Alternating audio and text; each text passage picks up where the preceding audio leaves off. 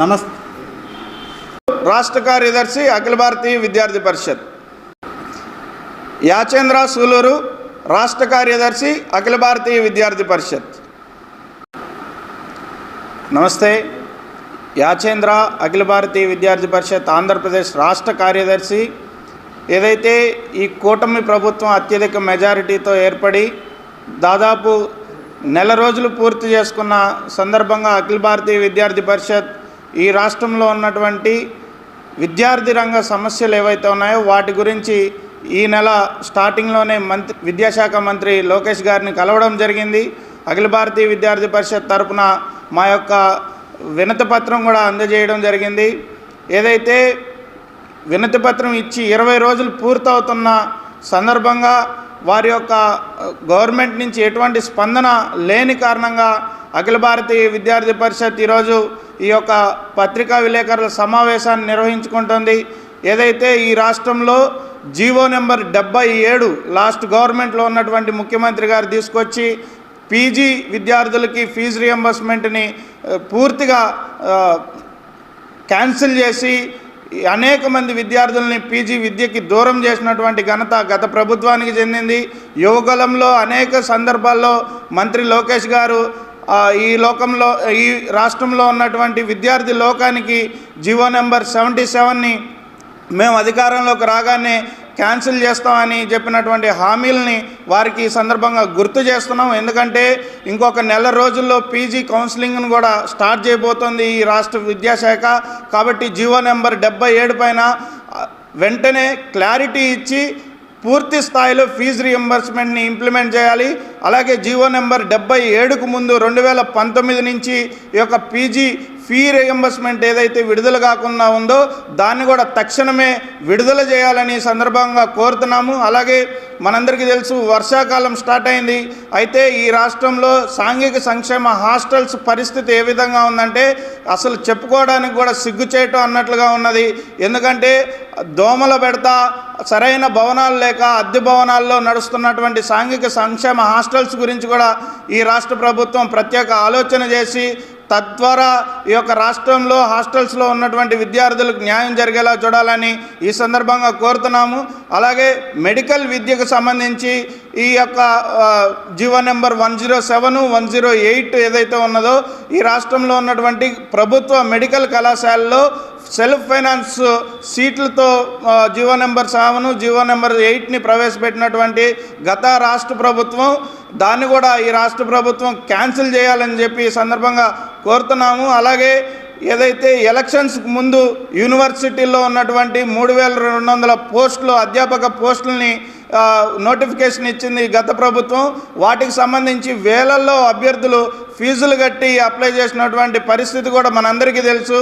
ఆ యొక్క నోటిఫికేషన్కి సంబంధించి కూడా ఈ యొక్క రాష్ట్ర ప్రభుత్వం వెంటనే ఒక క్లారిటీని ఈ రాష్ట్రంలో ఉన్నటువంటి నిరుద్యోగులకి అలాగే ఎవరైతే యాస్పిరెంట్స్ ఉన్నారో వాళ్ళందరికీ వారి యొక్క వాయిస్ని వినిపించాలని చెప్పి ఈ సందర్భంగా అఖిల భారతీయ విద్యార్థి పరిషత్ డిమాండ్ చేస్తున్నది.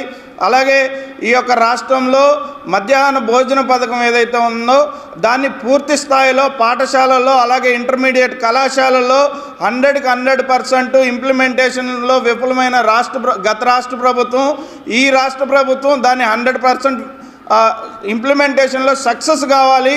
లేదంటే రానున్న రోజుల్లో అఖిల భారతీయ విద్యార్థి పరిషత్ ప్రతి పాఠశాలలో ప్రతి కళాశాలలో ఉన్నటువంటి విద్యార్థులని పూర్తిగా చేసుకొని ఈ యొక్క రాష్ట్రంలో మరొక విద్యార్థి మూమెంట్ని తీసుకురావడంలో ఏమాత్రం సందేహం లేదని ఈ సందర్భంగా తెలియజేస్తున్నాను.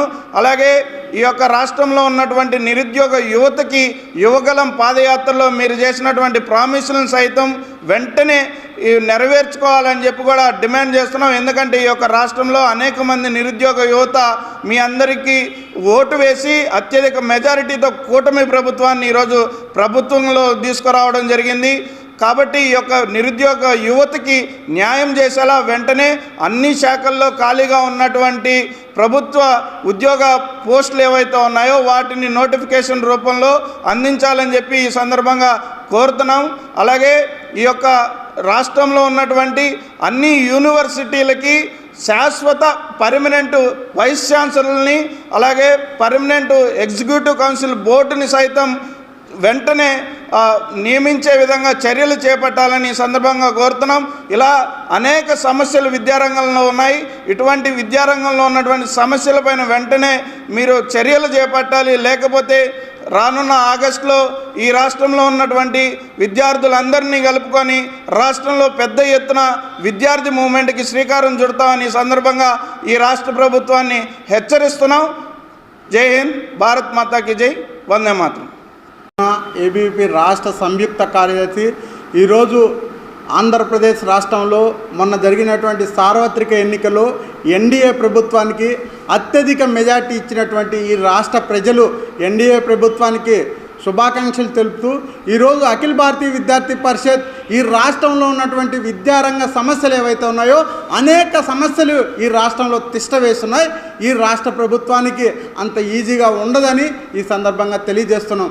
అలాగే ఈ రాష్ట్రంలో జూనియర్ కళాశాలలో ఏవైతే ఉందో గతంలో మీరు తీసుకొచ్చినటువంటి మధ్యాహ్న భోజన పథకాన్ని మొన్న జగన్మోహన్ రెడ్డి ప్రభుత్వం రద్దు చేయడం జరిగింది. ఈ ప్రభుత్వం రద్దు చేసినటువంటి మధ్యాహ్న భోజన పథకాన్ని వెంటనే మీరు అమలు చేయాలని ఈ సందర్భంగా మేము కోరుకుంటున్నాం. అలాగే గత ప్రభుత్వం కార్పొరేట్ వ్యవస్థను మేము కూకడు వేలుతో పెకిలిస్తామని చెప్పినటువంటి గత ప్రభుత్వం ఎటువంటి చర్యలు తీసుకోకుండా వాటి చేతుల్లో చిక్కుకుపోయిందని ఈ సందర్భంగా మేము తెలియజేస్తున్నాం. ఈ ప్రభుత్వమైన కార్పొరేట్ వ్యవస్థను పెకిలించి కార్పొరేట్స్ను నాశనం చేస్తుందని ఈ సందర్భంగా మేము కోరుకుంటున్నాం. అలాగే ఈ రాష్ట్రంలో యువగలం పేరుతో పాదయాత్ర చేస్తూ పొలిమేర్లు దాటుతూ అనేక హామీలు ఈ రాష్ట్రంలో నిరుద్యోగులకు, విద్యార్థి యువతకు ఈ రాష్ట్ర మంత్రి గారు నారా లోకేష్ గారు ఇవ్వడం జరిగింది. ఆ వాగ్దానాలు ఏదైతే ఉన్నాయో వాటిని మీరు వెంటనే అమలు పరచాలని ఈ రాష్ట్రంలో 30 రోజులు అవుతున్న ఈ విద్యాశాఖ మంత్రిగా ఛార్జ్ తీసుకొని 30 రోజులు గడుస్తున్నా ఇంతవరకు నారా లోకేష్ గారు జీవో నెంబర్ 77 మీద ఎందుకు మాట్లాడడం లేదని ఈ సందర్భంగా మేము అడుగుతున్నాం. అలాగే ఈ రాష్ట్రంలో అనేక రకమైనటువంటి విద్యారంగ సమస్యలు ఉన్నాయి.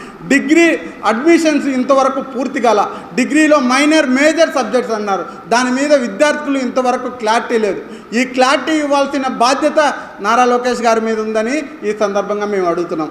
అలాగే ఈరోజు అనేక రకమైనటువంటి విద్యారంగ సమస్యలు మీరు పరిష్కరించాలని ఏబీవీపీగా మేము డిమాండ్ చేస్తున్నాం. లేని పక్షంలో విద్యార్థి ఉద్యమాన్ని మీరు చూస్తారని ఈ సందర్భంగా మేము హెచ్చరిస్తున్నాం.